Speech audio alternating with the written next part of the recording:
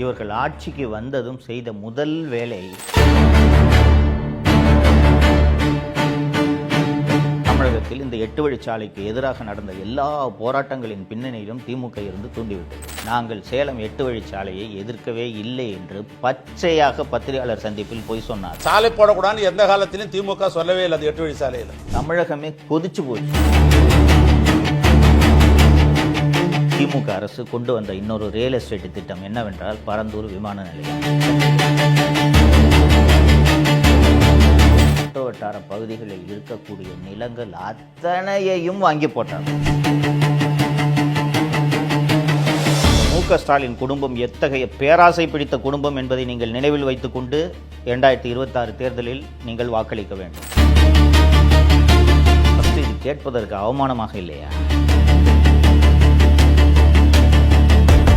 கூச்சமே இல்லாமல் தோளில் பச்சை துண்டு போட்டுக்கிட்டு நானும் ஒரு டெல்டாக்காரன்னு எத்தனை முறை முதல்வர் பேசியிருக்கிறார், கவனித்திருக்கிறீர்களா? அதில் நானும் மகிழ்ச்சி அடைகிறேன்னா நானும் ஒரு டெல்டாக்காரன், அந்த அடிப்படை நானும் மகிழ்ச்சி அடைகிறேன். வணக்கம் தமிழ் பெருங்குடி மக்களே.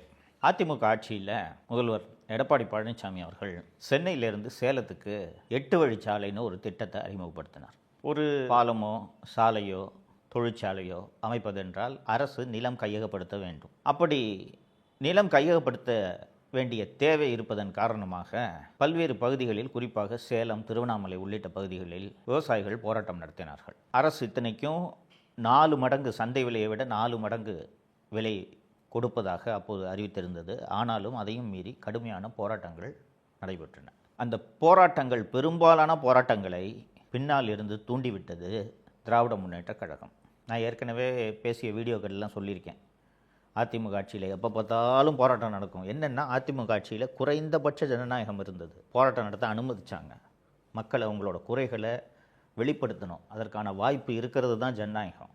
ஸோ அந்த போராட்டம் நடத்துறதுக்கான அனுமதி அளிக்கப்பட்டது. ஸோ மக்கள் போராட்டம் நடத்தினார்கள், விவசாயிகள் போராட்டம் நடத்தினார்கள். ஸ்டாலின் பச்சை துண்டு போட்டுக்கிட்டு இவரே போய் போராட்டத்தில் கலந்துக்கிறாரு. தமிழகத்தில் இந்த 8 வழிச்சாலைக்கு எதிராக நடந்த எல்லா போராட்டங்களின் பின்னணியிலும் திமுக இருந்து தூண்டிவிட்டது. அப்போ ஆக்சுவலி என்ன நடந்திருக்குன்றது எல்லாம் பின்னால் தான் தெரிந்தது. திமுக கடுமையாக இந்த 8 வழிச்சாலை திட்டத்தை எதிர்த்தது. ஆனால் திமுக எதிர்பார்க்காத ஒரு விஷயம் என்னென்னா, அதிமுக அரசு மக்கள் மற்றும் விவசாயிகளின் எதிர்ப்பை பார்த்துவிட்டு இந்த திட்டத்தை கைவிடும் என்பதை திமுகவினர் எதிர்பார்க்கவில்லை. திருவண்ணாமலை மாவட்டத்தைச் சேர்ந்த அமைச்சராக இருக்கக்கூடிய திரு ஏவ வேலு அவர்கள் என்ன செய்திருக்கிறார் என்றால், எப்படி இந்த திட்டம் செயல்படுத்தப்படும் சொல்லி திருவண்ணாமலை செய்யாருன்னு அந்த பக்கம் பூரா நிலத்தை வாங்கி போட்டுட்டாங்க. அதிமுக அரசு மக்கள் எதிர்ப்பெல்லாம் பார்த்துட்டு திட்டத்தை கைவிட்டுட்டாங்க அப்படின்னு தெரிஞ்ச உடனே, அந்த திட்டம் வந்தால் தானே நிலம் விலையேறும். இந்த ஆட்சி வந்த பிறகு அமைச்சராக இருக்கக்கூடிய திரு ஏவ வேலு அவர்கள், நாங்கள் சேலம் 8 வழிச்சாலையை எதிர்க்கவே இல்லை என்று பச்சையாக பத்திரிகையாளர் சந்திப்பில் போய் சொன்னார். இது நீங்கள் ஊடகங்களில் பார்த்தீங்கன்னா தெரியும், கூகுள் பண்ணி பார்த்தீங்கன்னா தெரியும். நாங்கள் சாலை போடுவதற்கு எதிரிகள் அல்ல, திராவிட முன்னேற்றங்கள் சாலை போடுவதற்கு எதிரிகள் அல்ல. விவசாயிகளை அழைத்து பேசி அவர்களுக்கு என்ன தேவை என்பதை புரிந்து கொண்டு அந்த பிரச்சனையை தீர்த்துவிட்டு சாலை போடுங்கள் அல்லது மாற்று வழி காணுங்கள். இப்பயும் சட்டமன்றத்தில் எடுத்து நாளைக்கு கூட உங்கள்கிட்ட படிக்கிறேன். இதுதான் திமுகவுடைய கொள்கையாக வச்சிருந்த மொழியை, வேற ஒன்றும் சாலை போடக்கூடாதுன்னு எந்த காலத்திலும் திமுக சொல்லவே இல்லை. அது 8 வழி சாலையில். இதுபோல் திருவண்ணாமலையில் செய்யாறு பகுதியில் சிப்காட், தமிழ்நாட்டின் அந்த தொழில் முன்னேற்ற பொதுத்துறை நிறுவனம் அங்கே ஒரு தொழிற்பூங்கா அமைப்பதற்கு சிப்காட்டில் நிலங்களை கையகப்படுத்துகிறது. மேல்மா, செய்யாறு உள்ளிட்ட அந்த பகுதிகளைச் சேர்ந்த விவசாயிகள், கிராமப்புற மக்கள் இந்த எங்களது விவசாய நிலங்களை எடுக்கக்கூடாது என்று கடுமையான எதிர்ப்பை தெரிவிக்கின்றனர், போராட்டம் நடத்துகின்றனர். எல்லா போராட்டங்களும் அமைதி வழி போராட்டம், அதை நீங்கள் மறந்துடக்கூடாது. ஒரு பந்தல் போட்டுக்குவாங்க, போய் உண்ணாவிரதம் இருப்பாங்க, தொடர் உண்ணாவிரதம் இருப்பாங்க, உள்ளிருப்பு போராட்டம் நடத்துவாங்க, கலெக்டர்கிட்ட போய் மனு கொடுக்குற போராட்டம் நடத்துவாங்க. இது போன்ற போராட்டங்கள் தான் அவர்கள் செய்து கொண்டிருந்தார்கள். இப்படிப்பட்ட ஒரு சூழ்நிலையில் 4 நவம்பர் 2023 அன்று விவசாயிகள் இதே மாதிரி கலெக்டர்கிட்ட மனு கொடுக்கறதுக்கான ஒரு போராட்டத்தை நடத்துகிறாங்க.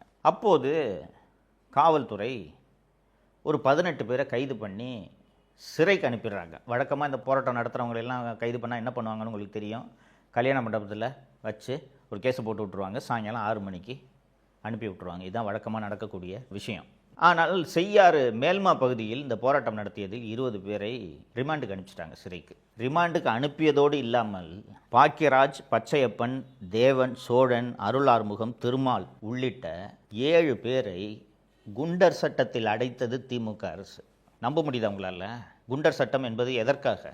ரவுடிகளை, கொலை செய்பவர்களை, நில அபகரிப்பில் ஈடுபடுபவர்களை, கள்ளச்சாராயம் காய்ச்சுபவர்களை, போதைப்பொருள் விற்பவர்களை தடுப்பதற்காக உருவாக்கப்பட்ட அந்த குண்டர் சட்டத்தில் விவசாயிகளை அடைத்தது இந்த திமுக அரசு. தமிழகமே கொதிச்சு போச்சு. என்னையா விவசாயிகள் போராட்டம் நடத்திட்டு இருக்காங்க, அந்த போராட்டம் நடத்துகிற விவசாயிகளை போய் குண்டர் சட்டத்தில் அடைக்கிறீங்களே, மனுஷங்களா நீங்கள்ட்டு கடுமையான கண்டனங்கள் திமுகவின் கூட்டணி கட்சிகளே கண்டனம் தெரிவிக்க ஆரம்பித்து விட்டன. திமுகவின் கூட்டணி கட்சியாக இருக்கக்கூடிய மார்க்சிஸ்ட் கம்யூனிஸ்ட் கட்சி, இந்திய கம்யூனிஸ்ட் கட்சி உள்ளிட்ட அத்தனை கட்சிகளும் என்னங்க விவசாயிகளை போய் குண்டர் சட்டத்தில் அடைக்கிறீங்களே அப்படின்னு கடுமையான கண்டனங்களை தெரிவித்ததும் அந்த குண்டர் சட்டத்தில் அடைக்கப்பட்டவர்களில் அருள் ஆறுமுகம் என்பவரை தவிர மீதமுள்ள 6 பேர் மீதான குண்டர் சட்டத்தை ரத்து செய்கிறோம் என்று தமிழக அரசிடம் அறிவிப்பு வெளிவந்து விட்டது. 6 பேரும் விடுதலை செய்யப்பட்டார்கள். அப்போது அரசு சார்பில் சொல்லப்பட்ட விளக்கம் என்ன தெரியுமா? முதல்வருக்கு தெரியாமல் குண்டர் சட்டத்தை போட்டுட்டாங்க, முதல்வரோட கவனத்துக்கு நாங்கள் கொண்டு சென்றதும் ரிலீஸ் பண்ண சொல்லிட்டாரு அப்படின்னு. ஃபஸ்ட்டு இது கேட்பதற்கு அவமானமாக இல்லையா? ஒரு சிப்காட் நிலம் எடுக்கிறதுக்கு விவசாயிகள் போராட்டம் பண்ணுறாங்க, அந்த போராட்டத்தில் இருக்கவங்கள ரிமாண்டு பண்ணுறாங்க, ரிமாண்டு பண்ணி அதில் 7 பேர் மேலே குண்டாஸ் ஆக்ட் போடுறாங்க. இது எப்படி ஒரு முதல்வருக்கு தெரியாமல் இருக்கும்? உளவுத்துறை இதை முதல்வரிடம் சொல்ல வேண்டாமா? முதல்வருக்கு தெரியாமல் இது நடந்து விட்டது என்பதை சொல்வதற்கு உங்களுக்கு வெட்கமாக இருக்க வேண்டாமா? சரிங்க, உண்மையிலே தெரியல என்று ஒரு வாதத்துக்கு வச்சுக்குவோம். தெரியாமல் போட்டுட்டாங்க. வாபஸ் வாங்கின உடனே அந்த குண்டாஸ் டிடென்ஷன் ஆக்டை ரெக்கமெண்ட் பண்ண அந்த எஸ்பியையும் அந்த குண்டாஸ் டிடென்ஷன் ஆர்டரில் கையெழுத்து போட்ட அந்த கலெக்டரையும் ஒரு நல்ல முதல்வராக இருந்தால் சஸ்பெண்ட் செய்திருக்க வேண்டுமா வேண்டாமா? யோசித்து பாருங்கள். இதுவரைக்கும் ஒரே ஒரு நடவடிக்கை கூட அந்த கலெக்டர் மேலேயோ எஸ்பி மேலேயோ எடுக்கவில்லை. ட்ரான்ஸ்ஃபர் கூட பண்ணலைங்க. என்ன காரணம் என்று யோசித்து பாருங்கள். அந்த இடத்துல சிப்காட் வரும். சிப்காட் வந்துச்சுன்னா நிலமெல்லாம் விலை ஏறும் என்று திருவண்ணாமலை மாவட்டத்தைச் சேர்ந்த நெடுஞ்சாலைத்துறை அமைச்சர் திரு ஏவ வேலு அந்த ஏரியா பூரா நிலத்தை வாங்கி போட்டிருக்காரு.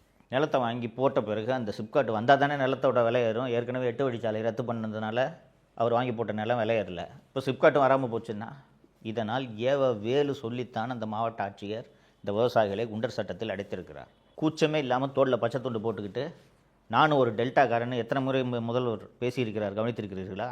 இதே போல் திமுக அரசு கொண்டு வந்த இன்னொரு ரியல் எஸ்டேட் திட்டம் என்னவென்றால் பரந்தூர் விமான நிலையம். சென்னையில் இருக்கக்கூடிய விமான நிலையம் போதவில்லை, கூடுதலாக ஒரு விமான நிலையம் வேண்டும் என்ற திட்டம் திமுக அரசு கொண்டு வந்த திட்டம் அல்ல. அண்ணா திராவிட முன்னேற்ற கழக ஆட்சியிலேயே இந்த திட்டம் பரிசீலிக்கப்பட்டது. மொத்தம் 4 இடங்கள் பரிசீலிக்கப்படுகின்றன. படாலம், திருப்போரூர், பன்னூர் மற்றும் பரந்தூர் ஆகிய 4 இடங்களை புதிய விமான நிலையம் கட்டுவதற்கு அரசு பரிசீலிக்கிறது. பரந்தூர்லையும் விமான நிலையம் கட்டினா எவ்வளவு விவசாய நிலங்கள் பறிபோகின்றன, எவ்வளவு நீர்நிலைகள் பறிபோகின்றன என்பதையெல்லாம் ஆராய்வதற்கு அண்ணா திராவிட முன்னேற்ற கழக ஆட்சியிலேயே வருவாய்த்துறை அதிகாரிகள் போய் அங்கே நில அளவையெல்லாம் செய்யும்போது அந்த ஊர் மக்கள் எல்லாம் சேர்ந்து எதிர்ப்பு தெரிவிக்கிறார்கள். எதிர்ப்பு தெரிவித்த உடனே பரந்தூரில் விமான நிலையம் கட்டலாம் என்ற எண்ணத்தை அதிமுக அரசு அப்படியே விட்டுவிட்டது. ஸோ அடுத்த திமுக ஆட்சிக்கு வருது, ரைட்டுங்களா? மொத்தம் 4 இடம் சொன்னேன். படாலம், திருப்போரூர், பன்னூர் மற்றும் பரந்தூர். இதில் பரந்தூரில் ஏர்போர்ட் கட்டலாம் அப்படின்ட்டு இவங்க முடிவெடுத்துறாங்க. யார்? திமுக அரசு. ஸோ 2021 இவர்கள் ஆட்சிக்கு வந்ததும் செய்த முதல் வேலை அந்த பரந்தூர் மற்றும் சுற்றுவட்டார பகுதிகளில் இருக்கக்கூடிய நிலங்கள் அத்தனையையும் வாங்கி போட்டார்கள். பரந்தூரில் விமான நிலையம் வரப்போகுதுன்றதுக்கு முன்னாடி பரந்தூர் பகுதியில் ஒரு ஏக்கரோட விலை எவ்வளோ தெரியுமா? 2 லட்சம். 2021 ஜனவரின்னு வச்சுக்கோங்களேன். நல்லா விளையிற 3 போகம் நெல் விளையிற பூமி அது. பலமுறை நாங்கள் போயிட்டு சவுக்கு மீடியா சார்பாக வீடியோ எடுத்து போட்டிருக்கோம். பரந்தூர் தான் விமான நிலையம்ட்டு திமுக அரசு முடிவெடுத்து விட்ட பிறகு 8 கோடி கொடுத்தால் கூட, ஒரு ஏக்கர் 8 கோடி கொடுத்தால் கூட இன்று விற்பதற்கு அங்கே நிலம் இல்லை. அந்த அளவுக்கு நிலம் விலையேறிவிட்டது. என்ன காரணம் என்றால் அங்கே விமான நிலையம் வந்தால் அருகாமையில் 5 நட்சத்திர ஓட்டல்களை கட்டி கொள்ளை காசு சம்பாதிக்கலாம் என்று திமுகவினர் அத்தனை பேரும், திமுகவினர் மட்டுமல்லாமல் ஐஏஎஸ் அதிகாரிகள், ஐபிஎஸ் அதிகாரிகள் அத்தனை பேரும் நிலத்தை அங்கே வாங்கி போட்டுவிட்டு தான் இந்த விமான நிலையம் வந்தே தீர வேண்டும் என்று துடிக்கிறார்கள். இதுதான் டெல்டாக்கார முதல்வர் செய்யக்கூடிய வேலையா? அது மட்டுமல்ல, அந்த பரந்தூர் மக்கள் 1000 நாட்களை கடந்து தொடர்ந்து போராடி கொண்டிருக்கிறார்கள். பரந்தூர், ஏகனாபுரம் அந்த பகுதியில் உள்ள கிராமம். அந்த ஊர் எப்படிப்பட்ட ஊர்ன்றது சொல்லிடுறேன். காஞ்சிபுரம் மாவட்டத்தில் இருக்க ஊர். மோட்டார் பாசனம் கிடையாது, நதிநீர் பாசனம் கிடையாது, 3 போகம் நெல் விளையக்கூடிய பூமி. எப்படி பாசனம் என்று கேட்டீர்கள் என்றால், பெரிய பெரிய பல்லவ ஆட்சி காலத்தில் உருவாக்கப்பட்ட பெரிய பெரிய ஏரிகள் அங்கே இருக்கின்றன. பெரிய ஏரி, கம்பன் கால்வாய் என்று ஒரு கால்வாய் அங்கே ஓடுகிறது. பெரிய ஏரி இருக்கிறது. ஏரி அப்படின்னா உயரமான ஒரு இடத்துல ஒரு ஏரி. அந்த ஏரி நிரம்பியதும் அந்த ஏரியிலிருந்து நீர் வழிந்து அடுத்த ஏரிக்கு செல்லும். அடுத்த ஏரிக்கு அந்த நீர் செல்லும்போது அது வழியாக கால்வாய் போகுது இல்லையா, அது பக்கம் பூரா பாசனம். அடுத்த ஏரிக்கு அந்த நீர் சென்றதும் அது நிரம்பியதும் அங்கிருந்து அடுத்த ஏரிக்கு அது செல்கிறது. தஞ்சாவூரை விட அதிகமாக, தஞ்சாவூரில் கூட மேட்டூர் டேம்லேருந்து தண்ணி வந்தால் தான் நெல் போட முடியும். இங்கே 3 போகமும் நெல் விளைவிக்கிறார்கள். தன்னிறைவு பெற்ற கிராமங்கள் அந்த கிராமங்கள் பூரா.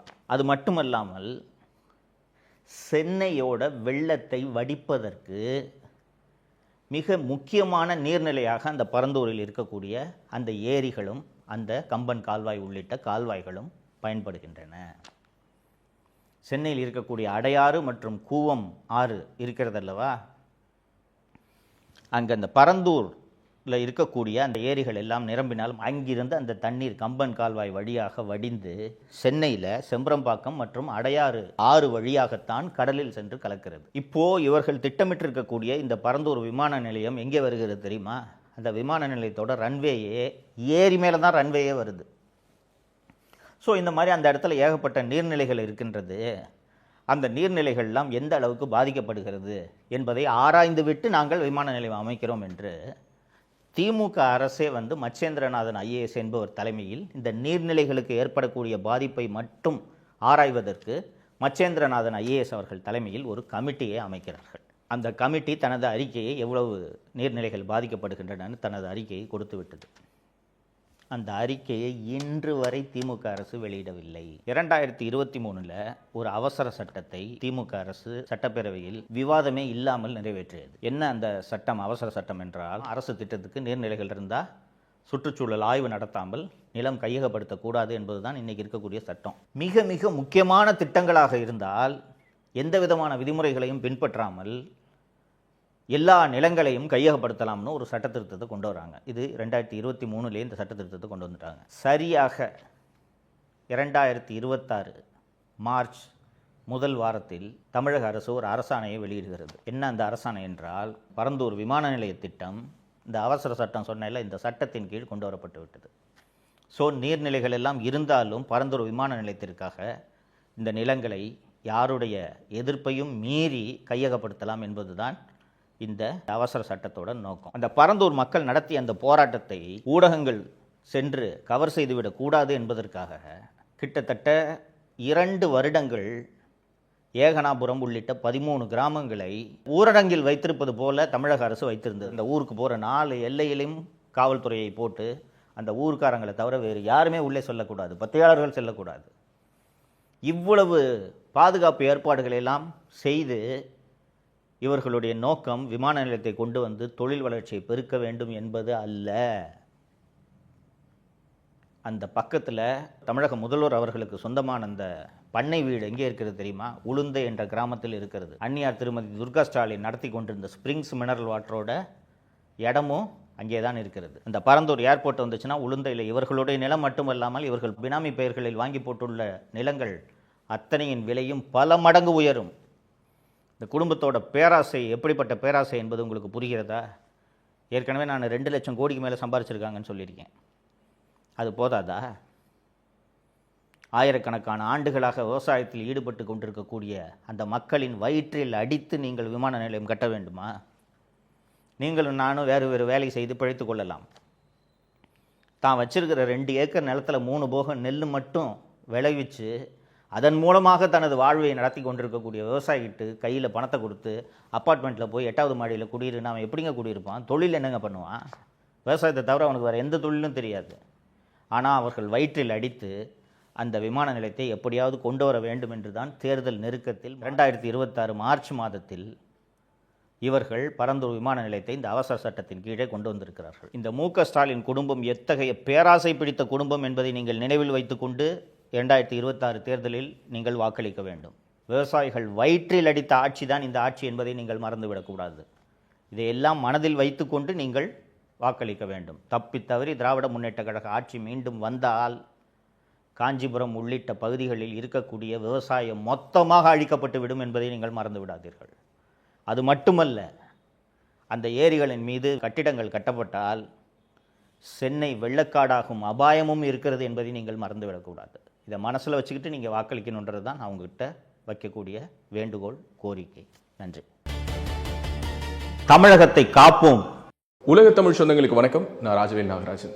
பேசு தமிழா பேசு வலையொலியுடைய வளர்ச்சிக்கு நீங்களும் உறுதுணையாக இருக்கணும்னு நினைச்சீங்கன்னா இந்த வீடியோடைய டிஸ்கிரிப்ஷனில் இருக்கக்கூடிய ரேசர் பே லிங்கை கிளிக் பண்ணுங்க. அந்த லிங்க்ல போயிட்டு உங்களுக்கு விருப்பமான தொகையை பேசு தமிழா பேசுவனுடைய வளர்ச்சிக்கு உங்களுடைய பங்களிப்பாக நீங்கள் கொடுக்கலாம். நன்றி, வணக்கம்.